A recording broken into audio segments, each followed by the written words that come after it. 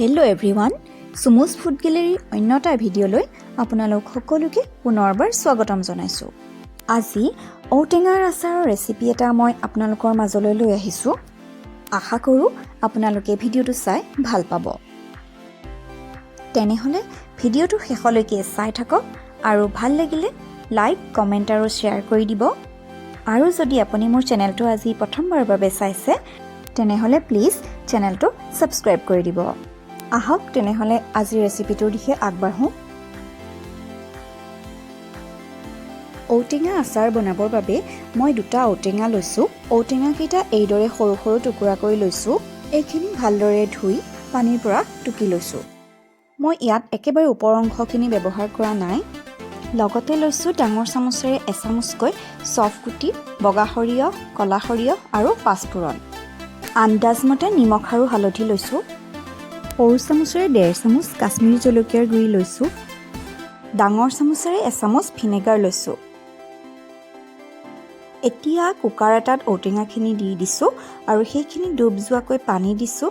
সৰু চামুচেৰে এচামুচ নিমখ দিছো আৰু এইখিনি এটা হুইচেল মাৰি সিজাই লৈছো। আনফালে এখন তাৱা গৰম কৰি তাত গোটা মছলাখিনি শুকানে কম জুইত কিছু সময়ৰ বাবে ভাজি লৈছো। এয়া মছলাখিনি ফুটিব ধৰিছে। এইখিনি সময়তে মছলাখিনি গেছৰ পৰা নমাই দিম আৰু গৰমে গৰমে গুড়ি কৰি ল'ম। এয়া মছলাখিনি গুড়ি কৰি ল'লো। এতিয়া সিজাই ৰখা ঔটেঙাখিনি পানীৰ পৰা টুকি ল'লো আৰু ইয়াত নিমখ আৰু হালধি দি ভালদৰে সানি ল'ম।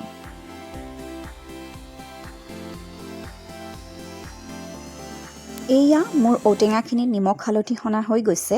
এতিয়া এইখিনি ৰ'দত কিছু সময় শুকুৱাই ল'ম। বৰ বেছিকৈ শুকুৱাই দিব নালাগে, অকল পানীখিনি শুকালেই হ'ব।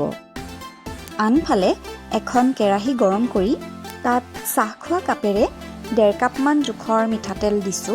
আপোনালোকে তেলৰ পৰিমাণটো বঢ়াইও দিব পাৰে, কাৰণ আচাৰত যিমান তেল দিব সিমানেই ভাল। তেলখিনি অকণমান গৰম কৰি লৈছো আৰু তাৰ পাছত আকৌ ঠাণ্ডা কৰি লৈছো। তেলখিনি ঠাণ্ডা হোৱাৰ পাছত তাত শুকুৱাই লোৱা ঔটেঙাখিনি দি দিছো।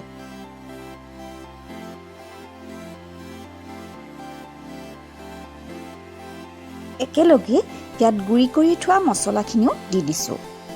আচাৰখিনিত এটা ধুনীয়া ৰং আহিবৰ কাৰণে ইয়াত সৰু চামুচেৰে 1.5 চামুচমান জোখৰ কাশ্মীৰী জলকীয়াৰ গুড়ি দিছো। গোটেইখিনি এতিয়া ভালদৰে মিলাই দিছো। আপোনালোকে যদি আচাৰখিনি জ্বলা কৰিব বিচাৰে তেনেহলে ইয়াত কেইটামান জলকীয়া আৰু নহলে বা শুকান জলকীয়াৰ গুড়ি অকমানো ইয়াত দি দিব পাৰে।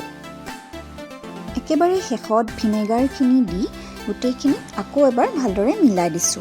ভিনেগাৰ দিলে আচাৰখিনি বেছি দিন ভালে থাকে।